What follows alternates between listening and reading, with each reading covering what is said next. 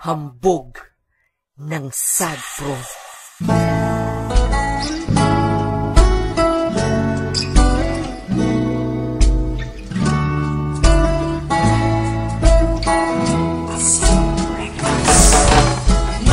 sa himig at sa tinig sa pagtitig, sa'yo pusong makitig ay bigla ang napaibig. Siguro nga ang ibig sabihin nito ay dahil sa'yo ay napuno na saya ay muli na tinulay.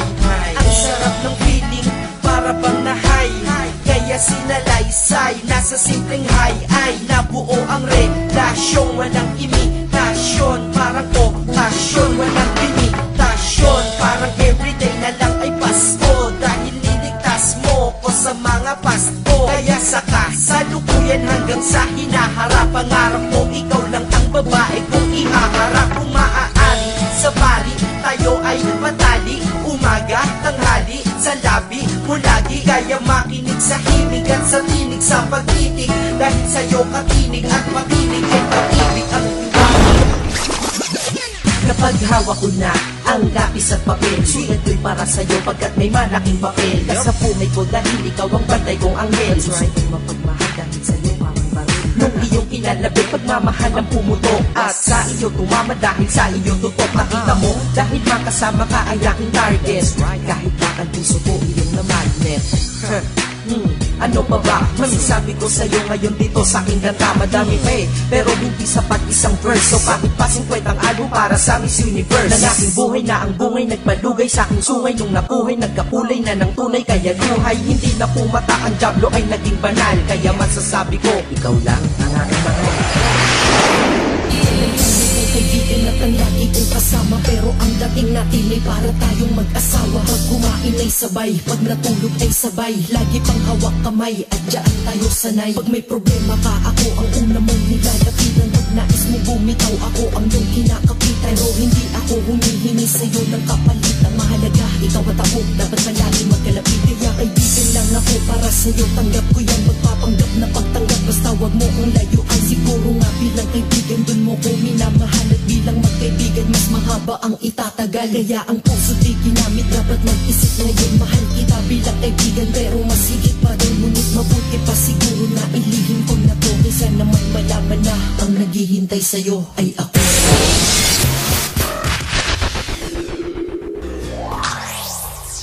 Babaero daw ako, yan ang nalalaman mo. Sino nagsabi sa'yo, ha? Papanatan ko! At alam mo naman na ikaw ay sapat, at ako'y mas tapat sa tanghaling tapat. Di ako matutokso kahit babae ay pumesto. Ganyan ako, sa pro, tapat pa kay honesto. Promise, huwag kasing makikinig sa chismis. Labis, kitang minamahal o aking misis. Saksi ko ang langit, buwan at araw at kometa, na ang mga binibini di dapat kinokolekta. Huwag niyong laruin ng puso, yun ay nag-iisa. Laruin na lang ang ayun ay dalawa, pero biro lang. Ang babae dapat irespeto, di yung gagamitan mo ng betchin tapos ipepwesto. Pero okay lang siguro kung ako ay mang babae. Ano ang gusto mo? Ha? Ako ay man lalaki?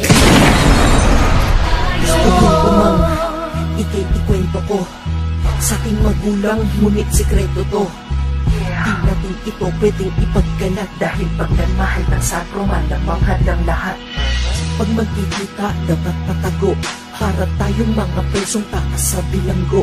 Araw-araw ganito, gabi-gabi walang nagbago, kasi nga sikreto lang tayo. Pero kahit na ganito ang relasyon, di nyo na ako mapapabitaw, sapagkat balang araw pangalan ng aking mahal ay handa ko na rin isigaw. Upang malaman nila, kusang inibig kita, kulang pag wala ka sinta, trungang ikaw ay iba. Kaya kumapit ka lang, maniwala ka sa'kin, ang puso mo ay tatagal. Sabay natin nahaharapin at pagtatahakin may hirap na mga daan, dahil ang puso ng prinsipe ng mga sad pro nahuli mo. Kaya ito, binulgar na rin kita sa publiko. Nakala, di ka naniwala, kawalang tiwala, kaya nawala. Di pa pinagpala, puro kahinala, kahit walang sala, kaya nawala. Natin dalawa ay paghihiwalay. Ito ba ang matagal mo nang hinihintay?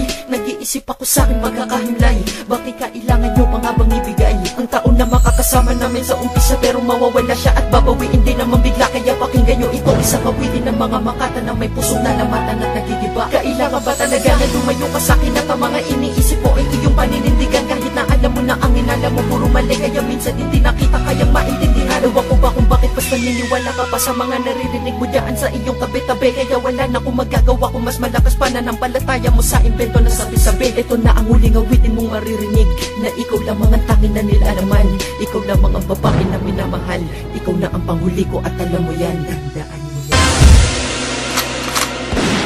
Hindi ko sinasadya na ika'y nakilala ko, at bigla kong natama ang puso ko'y nasago mo.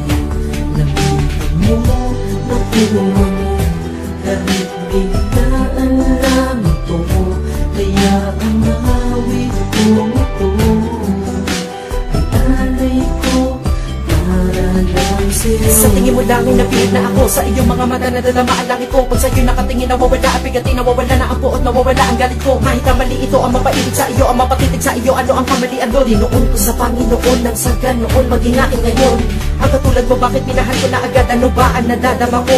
Pero nagulat ako at nalaman ko na lang sa'yo, ganun din ang nadadama mo. Kaya ngayon lahat ng pagkukulang sa aking pagkatao sa'yo ay bawi na. Kaya halika dali na magsama na tayo sa Sabrina. Sabrina.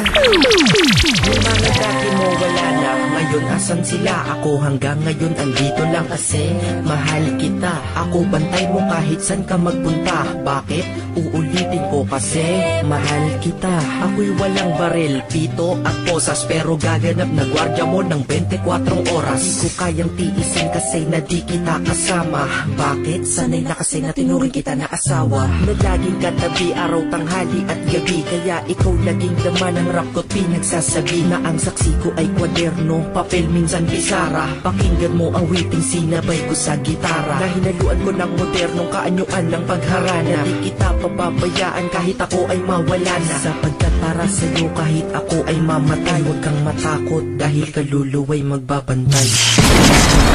Ako na din ang naglipas sa wakas, balik na ng Pinas, makikita ko na rin aking mahal at sorpresang yayayain ko siyang magpakasal. Sa eroplano ako'y nananabik, siya kaya nananabik sa aking pagbabalik. Basta ako'y handang-handa na siya ay pagkasalan at aking maging asawa. Ang pagdating sa aming lugar ay naisipan kong sumilip sa simbahan kung saan kami laging nananaginip na kami ikakasal. Ngayon matutupad na to, ako ay nagdasal at nagpasalamat din ako. Ngunit mayroong pinakasal, sino kaya yung nakabelo? Pag-angat ng belo niya, ang puso ko'y parang nagyelo. Siya pala yung minahal ko, ang dating kasintahan. Kinakasal na siya sa paborito kong simbahan. Sige, gawin mo na ang lahat ng gusto kahit pa baka lokohan. Malaya ka na kahit masakit o dito sa kalooban. Di ba yan ang hilinga magkaroon ka ng sapat na kalayaan? O ngayon natupad na masaya ka na po ba kapag napabayaan? Sinusunod na kita sa iyong kautusan, wala nang angal-angal. Lahat ng gagawin mo, wala na ako para magbawal-bawal. Di ako sumunod porkit sinabi ko na ikay Reyna at ako ang kawal. Kaya kita sinunod dahil di ko gusto ang dating ko sa'yo ay sagaban. Ngayon nakita ko na hindi kaya sa'yo, halata sa iyong mga mata. Ano ba dahilan? Kasi ba narinig mo na sa'kin na salitang laya ka na? Oo na, sige na, tinanggap ko na po ito na maluwag, na ang pinakamahal ko ay hayaang lumipad. Nang nag-iisang wala ako dahil gusto mo ng ganito, na magkaroon ka ng espasyong malawak. Kailangan wala ako sa tabi mo, pero tandaan mo pinalaya kita kasi nga dahil sobrang mahal na kita. Kaya kung kalayaan ikakasala, ayan na pinaraya ka na sa iba. Kala mo siguro ikaw ay kawalan, ikaw ang nagkamali, ikaw dapat pagtawanan. Bakit ka mo?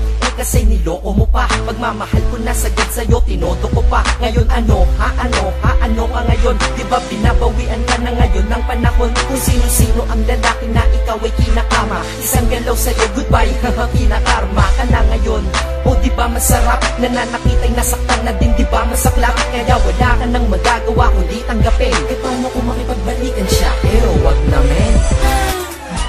Akala ko nakalimutan ko na talaga, babaeng tinalikuran pero naalala pa. Ano ba ang magagawa para tuluyang mawala? Nakaraan nating dalawa, wala na din kasi mapala. Kung babalik-balikan ko pat minamasdan ko ang dating tayo. Ang sarili ko'y sinasaktan ko lang. Di na ba pwede? Ha? Di na ba maaaring ibalik? Ayoko nang mag-isa pa. Pwede ba? Isa pa? Bakit di natin subukan na ang pangalawang pagkakataon? pagkakataon, wag natin tong sukuan. Dahil malay ba natin ikaw at ako ay pinaglayo lamang saglit, pero bandang uli baka tayo at tayo pa rin. O sana nga tayo ulit, kahit pa mangulit ako ng ilang beses ay gagawin ko. Basta pa bumalik ang iyong mga halik at ang iyong mga yakap, at sa hinagpis ikaw ang sumagit. Dahil di ko na kaya, napakasakit at sa aking damdamin napakasikip. Pahayaan na lamang nadadama at manatili na lamang na nakapikit. Sinaktan mo ako, parang nasuntok sa panga. Kaya ako ay nagising, ba't pa ako nagpakatanga? Sa katulad mo, na ang puso ay parang bato. Kung ikaw ay maglandi, tila ba walang ako? Pero okay lang, at least nalaman ko na sa puso mo may X pala ang pangalan ko. Kaya pamamaalam ko ngayon aking mararating. Ako ay mayroong utak din at di pa ako napapraning. Para lamang magtiis sa tao na sobrang tigas. Ang manatili pa sa'yo parang nagtampo sa bigas. Kaya ang puso ko ilalayo ko na't ililigtas. Isusumpa pangalan mo at di na rin ibibigkas. Isa naman dun sa huli ang puso ko'y pilas-pilas. Tama lang ang desisyon na akin ang iwas-iwasan. Ang babae na nagbibigay sakit at aking pinagsisihan, ba't tayo nagkalapit?